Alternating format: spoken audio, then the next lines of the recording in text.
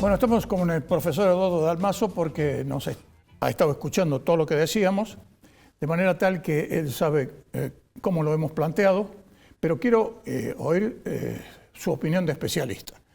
Te estoy escuchando. Hola, un gusto estar con vos, Gustavo, y con la audiencia, por supuesto. Tenemos que pensar distinto. Yo alguna vez te he hecho la observación que escucho a los economistas que son buenos, la gente que vos invitás es excelente, pero siempre damos vuelta con el mismo tango, siempre bailamos el mismo tango. Como decía recién, no salimos del fango, siempre estamos ahí, pantanados.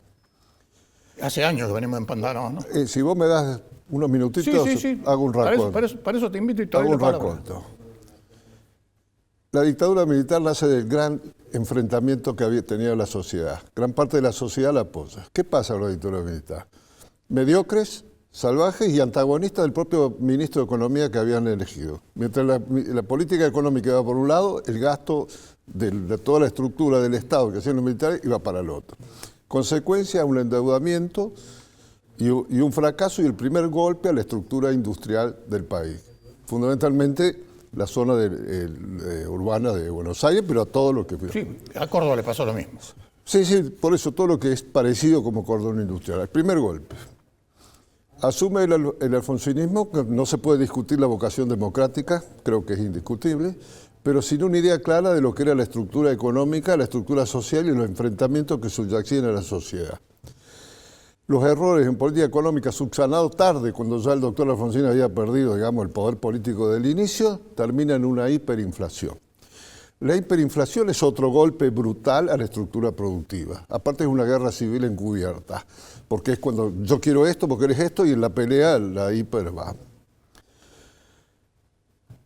Llega el gobierno de Menem. Quiero destacar dos cosas. El doctor Menem no tenía proyecto económico. Acude a la corporación Bunge-Hilbert. De entrada no. Porque no tenía otra, la corporación en sus gerentes fracasa porque no logra homogeneizar los intereses de los distintos sectores y acude a un ministro fuerte, con un equipo inteligente, que estaba apoyado por parte de la renovación peronista y apoyado por sectores industriales. Un gobierno que logra a través de ese ministro reprimir la inflación, la hiper es contenida. Pero con una política que termina ¿en qué? Termina en la destrucción del tejido social. Se mantiene una política de relaciones de paridad monetaria que fue socavando y que estalla.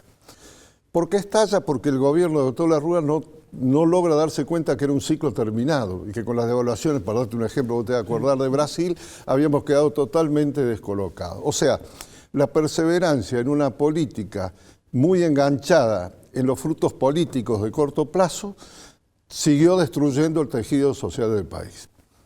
Cuando llega el doctor de la Rúa, los intentos de reactivar esa realidad terminan en el fracaso total y sepultan al gran ministro por años, que ahora lo están recapturando.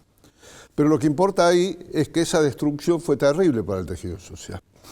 Yo digo que esa estructura nos dejó prácticamente en la misma situación que el resto de los países latinoamericanos. Por eso hago la secuencia, ¿no? Asume un gobierno transitorio con Duhalde, hace la tarea sucia de recomponer los precios relativos y favorecer el sistema de exportación y asume con un gran costo social, porque si te acuerdas hubo una devaluación brutal y terrible. Eso perjudicó el bolsillo y no hablemos del grado de desocupación en el sector digamos, formal, 28%. ¿Sabes lo que es eso? Sí. Bueno, eso vivimos, ¿no? Para ver el proceso. Empecé por la dictadura, no es por casualidad. Asume Kirchner, un hombre con experiencia de gobierno, con una visión, y sigue a través de las primeras políticas hechas por el gobierno provisorio, o transitorio, una política ortodoxa durante los primeros años. Esa política ortodoxa, a la luz de los precios impresionantes de las materias primas, le permite recuperar el empleo. No, llegó a tener $800 por soja. Sin embargo, ese proceso que aparecía como relativamente ortodoxo y servía a los fines de la sociedad porque se recuperó empleo y recuperó ingresos, tenía algunas cosas que vos no entendías, o yo no lo entendía. Una política energética a la deriva, que empieza cosa rara con un exgobernador, y con un acuerdo con Repsol realmente extraño, y lo menciono porque va ligado a la deriva en la política energética. Exacto. Y lo digo yo así extraño, desde mi experiencia. ¿En qué deriva ese principio de gobierno con algunas cosas racionales en un gobierno de la señora puesta por él? No es muy democrático eso. Yo no digo que ella no tenga experiencia política, pero el dedo fue el del presidente Kirchner. Efectivamente. Que cambia totalmente la política y lleva al país a un exceso de gasto y a una falta de un proyecto de desarrollo, a dilapidar los precios favorables de las materias primas. Claro, hay algunos estratadistas que dicen, sí, pero la gente estaba, y lógico, estaba gastando todo lo que podía gastar y endeudando con la deuda interna todo lo que era el país. Entonces, se perdió la posibilidad de desarrollo. Consecuencias, pierden por dos cosas, porque ya las condiciones económicas antes tenemos un parate del 2011. Todo este proceso tiene otro significado del 2011 en adelante, hace 13 años. Asume Macri una visión de centro y con muchos sesgos financieros, no tanto como el que tenemos ahora, pero con un sesgo financiero. Trata de ordenar, no tiene poder político. Lo que le voy a reconocer a Macri es que no tenía poder político, porque había ganado por 2 puntos y en una situación donde el peronismo todavía a raíz de esa política del gasto tenía poder en los sectores populares. ¿En qué termina el gobierno de Macri? En una hipoteca de 46.000 millones de dólares. Una hipoteca porque es una deuda externa que acrecienta las deudas que ya tenía el país. Bien. Por supuesto, fracasa, no se endeuda y vuelve la sociedad a retroceder. Asume este señor Fernández. ¿Quién nombra al señor Fernández? La señora Kirchner, como fue nombrada ella por su marido. El señor Fernández no voy a hablar de ahora, porque lo de ahora ya es... Pero no tenía autoridad moral, es un lobista de Buenos Aires.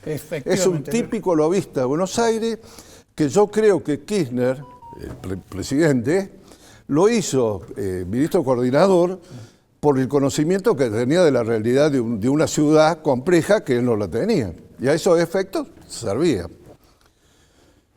Sin autoridad moral y sin autoridad como para imponer políticas racionales. Hasta le obligan a cambiar los ministros, le impiden que cambie gente en energía y después le echan la culpa que no hizo digamos, la tubería, el proyecto Kirchner, y si no lo dejaban ni siquiera poner la gente. Y le obligan a cambiar los ministros más racionales que tenía dentro del proceso de Era un pelele ese hombre. Asume el señor Massa. ¿Qué hace el señor Massa? Su campaña presidencial, a costa de lo que sea. Consecuencias, tenemos un señor presidente que dice que él es un menemista al cuadrado. Yo ya describí en qué terminó el menemismo al cuadrado, siendo Menem un hábil político, eso no se puede dudar. No se puede dudar. Pero voy a los resultados, no a si era hábil o no era hábil. Estoy mencionando prácticamente 40 años, ¿no? 50. ¿Sí? 50, con la dictadura de 50 años. No nos tenemos que preguntar qué pasa con nuestros sectores productivos, empresarios, tanto del campo como de los distintos factores industriales, que son los que pueden pensar por los excedentes que tienen, no tienen el problema del bolsillo diario, tienen el problema de mantener sus empresas, pero es otra dimensión. Hace 50 años que este país fracasa, por eso te agradezco que me hayas permitido hacer este raconto, con cualquier color. La dictadura tenía un color, Macri tenía otro color, la mujer de Kirchner tuvo un color diferente a Kirchner, pues pienso que él pensaba que iba a controlar mejor o no lo sé. No importa eso, importa el resultado. Un parate del país desde el 2011, que nadie se acuerda, que este país no crece y tiene problemas de empleo de nuevo desde hace 13 años, no desde hace 6 meses. No, efectivamente. Y escucho a los economistas hablar de la macro, de que si vuelve, si el blanqueo. Esto va mucho más allá del blanqueo, porque además, aunque haya blanqueo y que haya... no lo van a poner. Porque una cosa es blanquear y otra cosa es invertir, ¿no? Entonces, acá tenemos que preguntarnos muchas cosas, y vos me has escuchado decir que acá hay un fracaso de la Universidad Argentina. Hablo no de la de Córdoba, hablo del sistema universitario. Porque no da cuadros. No tenemos cuadros. Sí, no hay talentos, efectivamente. No hay cuadros. No es que no sean inteligentes, no tenemos cuadros con una visión, con una cultura que exceda el corto plazo y la ambición desmedida sin estar preparado, ¿no? Entonces, que me perdonen los señores políticos. Yo puedo entender que sean ambiciosos en el mundo. Si vos no sos ambicioso, no podés hacer política, porque tenés que transgredir muchas cosas. pero tenés que estar preparado. Y tenés que estar preparado para preguntar. Yo a veces me pregunto, ¿con quién discuten? ¿Con quién analizan? ¿No? Sobre todo los que tienen... Es una bolsa de gatos en este momento. Es una bolsa de gatos y lo estamos viendo lo que está sucediendo en el Congreso. Por ejemplo, hay un sector que es importante porque es el grupo de los 16 que está dirigido por Miguel Pichetto, es variopinto, está representante de todos los sectores, donde entre otros, por ejemplo, está López Murphy ahí, ¿no? Y no se ponen de acuerdo entre ellos. No se sabe, ese es un tiro que no se sabe para dónde va a salir. Es decir, como si vos tuvieras una escopeta que sabés que tiene la recámara mala y no sabes si el tiro va a salir para adelante o para atrás. Bueno, entonces la pregunta es, para un momento, hace 50 años que no logramos salir. Consecuencia, 50% de pobre. Porque si acá no hubiera pobre, todo lo que yo acabo de hablar es idiotez pura, pero no es idiotez porque tenemos 50% de pobre. Los indicadores sociales de la década del 70, esa década del enfrentamiento, parecía Dinamarca. Cuando uno los analiza, parecen los de Dinamarca.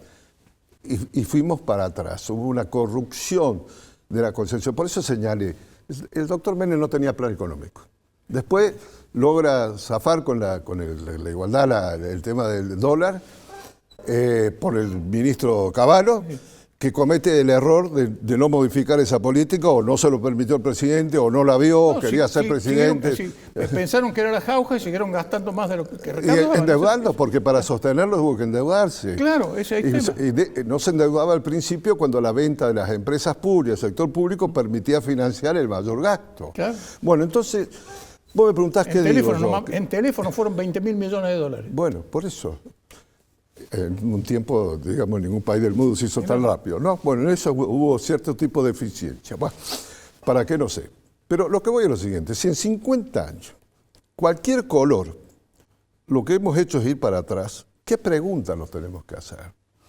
Y si de la universidad no ha logrado salir cuadros políticos, preparados, cultos, con una dimensión más allá, con una visión que tenga algo más que ver que lo meramente económico, que tenga que ver con el desarrollo, las condiciones, la educación. La educación. ¿No? ¿Qué está preparando la universidad?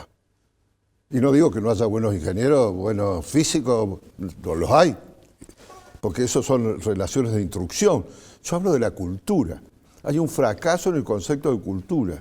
Y las universidades no se preguntan. ¿Y por qué digo las universidades? Porque en realidad querría que los empresarios importantes de este país se preguntaran, no jugaran solamente si van a sacar el crédito o van a favorecer los intereses en corto plazo. ¿Por qué fracasamos? Porque la primera pregunta es ¿por qué fracasamos? Después podemos tener diferencias, pero si aceptamos que hay un fracaso tras otro, dejamos de ilusionarnos, de jugar a la mirada corta, a la mirada pobre, ¿no? Y no hablar del campo. El sector que podría ser parte de una burguesía son los propietarios del campo, porque es una industria. Hoy en día el campo, en la forma de explotación, es una mentalidad industrial. Pero vos escuchás o lees lo que piden y es siempre gremial. Siempre tienen un discurso gremial, no tienen un discurso que exceda el interés sectorial, que es legítimo que lo tengan, pero planteen algo que contempla el conjunto del país, no solamente, digamos, si lo retienen o no lo retienen. Aparte con una mirada corta, porque las retenciones tienen que ver con la falta de crecimiento industrial del resto. Si hubiera un crecimiento industrial y una posibilidad de exportaciones no agropecuarias, no habría retención, sería el menor. Es como la familia que saben que la billetera del papá está siempre llena, y entonces, pero de golpe la billetera se queda vacía. Eso es lo que le ha pasado a este país. Es como la mancha de aceite. La mancha de aceite empieza siendo una manchita. Y cuando vos te descuidás, te cubrió todo el pantalón. Y la gente no se da cuenta. Entonces, la gente común, como nosotros, como los ciudadanos, sean ingenieros, sean taxistas, sean obreros, no está en concepto de saber exactamente, porque no tiene esa formación. Y eso depende de los líderes. Exacto. Los líderes son las guías, tanto de los que puedan tener el poder como los que están en la oposición. Cuando esos líderes no existen, o son oportunistas, o repiten los mismos versos que toda la vida uno escuchó, estamos listos. No, la exacerbación de lo que vos estás diciendo es el ejemplo lamentable, espantoso, horrible, vergonzoso de Fernández, ¿no? De Alberto Fernández. Eso es una cosa, es decir, este tipo nos gobernó, dice la gente. Parece mentira. Y ya lo sabíamos, porque lo sabíamos que era un pelele, pero nunca pensamos que podía llegar así. Y eso lo eligieron por eso, pero tampoco les funcionó. Sí, y se hace la estúpida. Muchas gracias, Eduardo. Un análisis muy profundo porque efectivamente de ahí vienen todos nuestros males. Bueno.